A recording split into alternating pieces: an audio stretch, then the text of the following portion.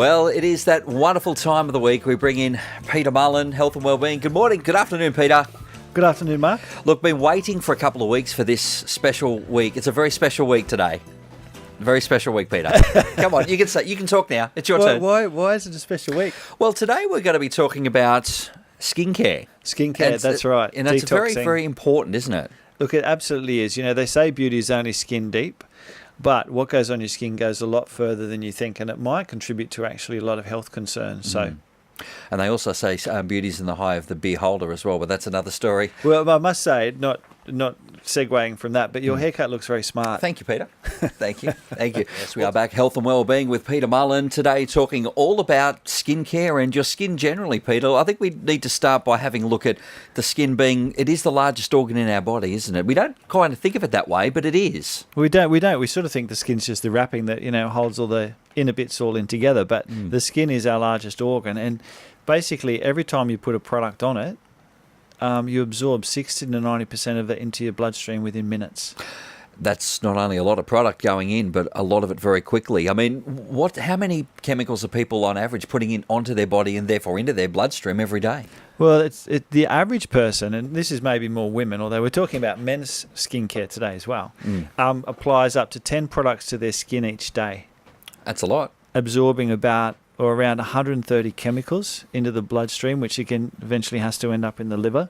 And it's been estimated that, you can absorb almost 5 pounds of chemicals, or what's that, 2.5 kilos of chemicals. About 2 3/4. Of straight chemicals into your body every year using skincare products. So the old adage is that, and we were talking about this in the break, if you're not prepared to eat it, you shouldn't put it on your skin.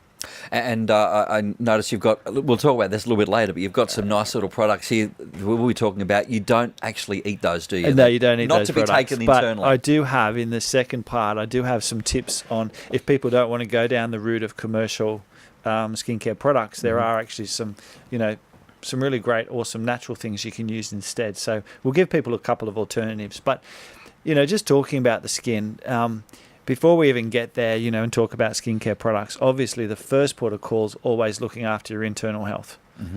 There's no point applying all the skin products on your skin if you're not drinking your water, if you're not getting enough sleep, if you're not eating the right foods. Would it be fair to say that doing all of those good things, which we talk about week in, week out, sort of ad nauseum, that those things are going to have a positive outlook on your skin and how you look and give you a nice healthy glow? Absolutely. Like your skin really is a reflection of your whole health. And there's even, I was reading something just recently about, in the animal kingdom, it's the brighter males that will attract the females. That's what I'm doing wrong. With birds, it's the males with the brightest, healthiest looking plumage that will attract the females. Okay. Well, there's a theory that our skin health, like the healthier our skin is and the healthier our colour, that may actually have a similar role in attracting the right male. Okay, so the right female. Right female. So is that why Donald Trump's got the orange look there? He's been reading your reading material. Absolutely, and I don't think anyone's very attracted to him. But anyway, so skin really starts from the inside out. Okay, so I guess we'll have a look at some of those things that are the things we should be looking out for in skincare products generally. Yeah, absolutely. So these chemicals that are in skincare, and they're in there for a number of reasons. So it's skin products like your parabens, and it'll be listed on your skincare as methyl, butyl, ethyl, or propyl paraben. And it's a widely used preservative that prevents the growth of bacteria, mold, and yeast in cosmetic products, but it actually possesses estrogen mimicking like concepts. So if you're using a lot of skincare products, we're talking about with toxicity, with our environment, we're coming into contact with a lot more estrogen type products, and the long-term ramifications of this no one really knows. It's getting into our waterways, the number of women on the pill, all this hormones being weed back into our waterways. We're putting on our skin in the form of these products like paraben. Granted, a lot of it will be sort of unknown because we're not that far into this period of time, but what are some of the suspected long-term ramifications, Peter? Well, like for paraben, for instance, there's been an association with an increased risk of breast cancer. So these chemicals absorb through the skin and have actually been identified in biopsy samples from breast tumours. Wow. That's scary, isn't it? And these are products. These are they can be found in makeup, like body washes, deodorants, shampoos, facial cleansers. So people could be using these products every day and not even know that they're increasing their risk of health issues. It doesn't leave a lot of other substances, does it? Petroleum jelly or synthetic colours. Synthetic colours are derived from petroleum or coal tar sources. And they're suspected to be a human carcinogen or cancer-forming agent, a skin irritant, and linked to ADD, ADHD in children. And I know there was one brand of, I shouldn't even say the name on Well, we'll just radio. say there was one brand. There was one brand of ointment that has been around for a long, long time, and it was actually based on petroleum jelly. I think they've recently, or there's a new product version. People might know what I'm actually talking about, but it was a skincare product that we often recommended for years for itches and burns and all sorts of things. But it was actually based on, but there's alternatives now. And the other one, and people probably know about this one, it's a chemical that appears in a lot of personal care and cleaning products, sodium lauryl sulfate, or SLS.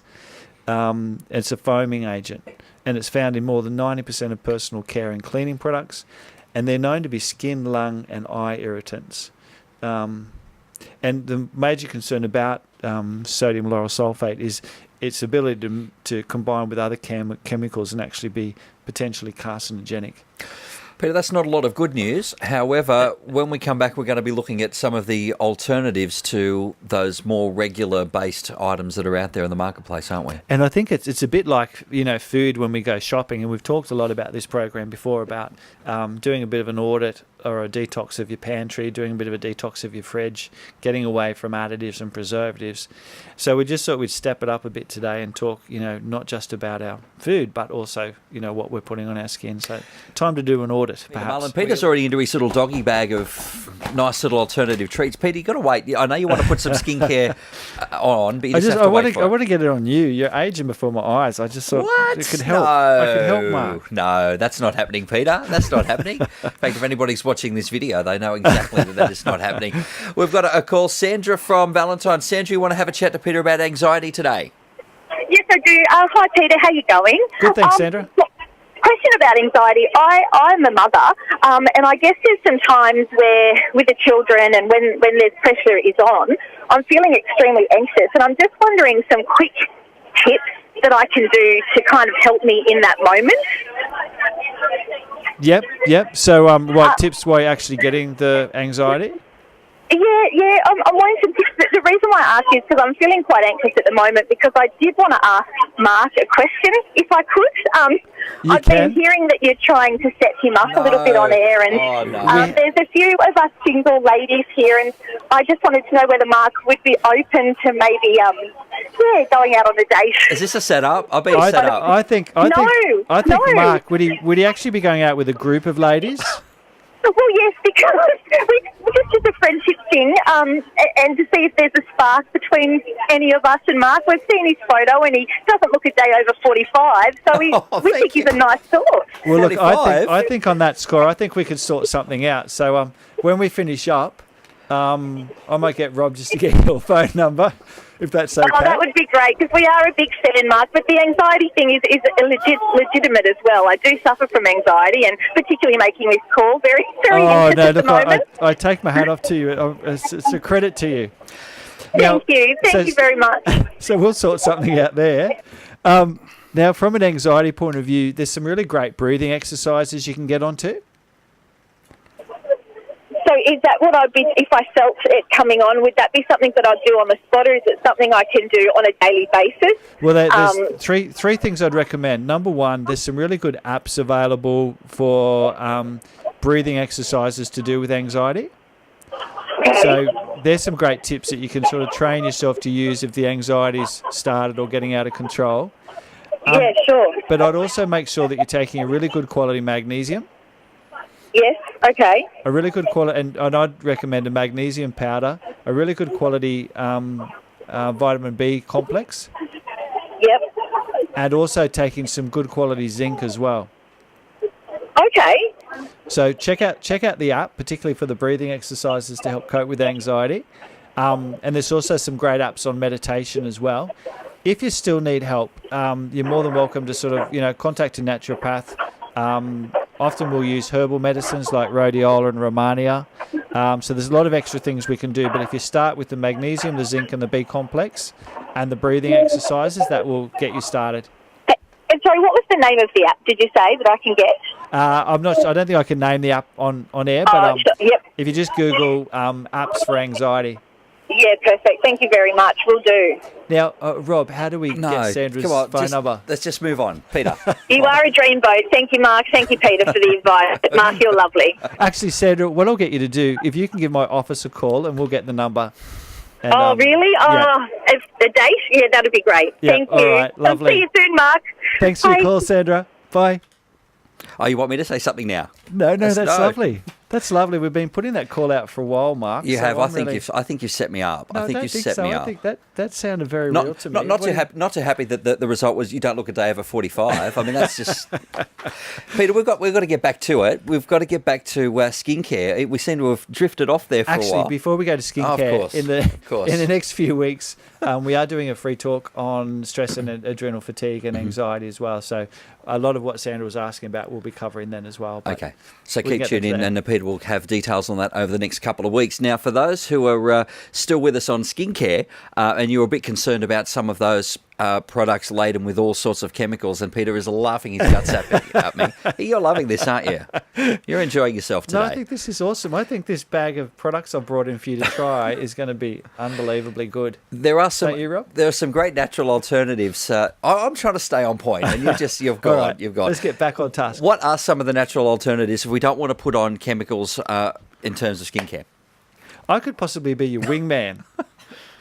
I'm married, but I could come along as well. Anyway, natural products, coconut oil. Read your sheet. This is really important. So if you don't want to go down the path of conventional skincare products, which as we've just talked about, can contain a lot of chemicals that we're going to absorb quite a lot of those into our system. So there are quite a few natural skincare products or natural products you can use. One of my favourites is coconut oil. Mm-hmm. And coconut oil, but some of the properties of that make it such a great, valuable tool in terms of skincare. Oh, look, it's awesome on a number of things. Like, it's really good because it is such a great moisturiser. Mm-hmm. And it actually has like a nice smell to it as well. So you've got no fragrances or additives in there. It's possibly antifungal, antibacterial as well. Okay. So even if you've suffered with a little bit of acne or skin trouble, it can be really quite beneficial from that point of view. It's very good for inflammation. So it's actually, again, we recommend a lot of coconut products internally, but as an external product, it's great. So, and the best way to use like a moisturiser, like you can use it on your face.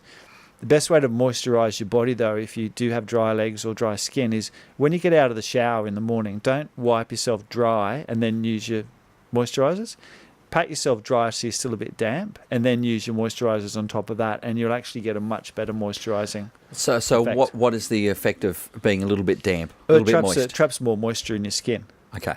Yeah. Makes so because we all, probably the wrong thing to say, but we all shower too much, and we all shower too much in hot water, and we lose a lot of the natural oil from our skin that actually helps to slow down the aging process. Look, I'm guilty of that. I could stand in the shower all day, but 20-25 minutes is probably my standard. Yeah, way too long. Way too long. So yeah. What do you recommend, Peter? Well, the idea is that shower just in and out, and not too hot. Oh. Because the more hot, the more oil you're going to lose from your skin. And if you shower twice a day, then that's a double whammy. So okay. Slowing down on the showering, Mark, but not on Tuesday when I come in, preferably. Tea tree oil is another one? The second product is tea tree oil. Mm-hmm. And tea tree oil has been known for a long time. And tea tree oil is awesome for acne.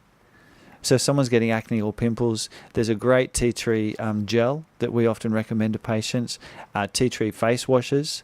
And because tea tree is awesome, because it's a natural antibacterial, you don't have to have it in products with a heap of other chemicals.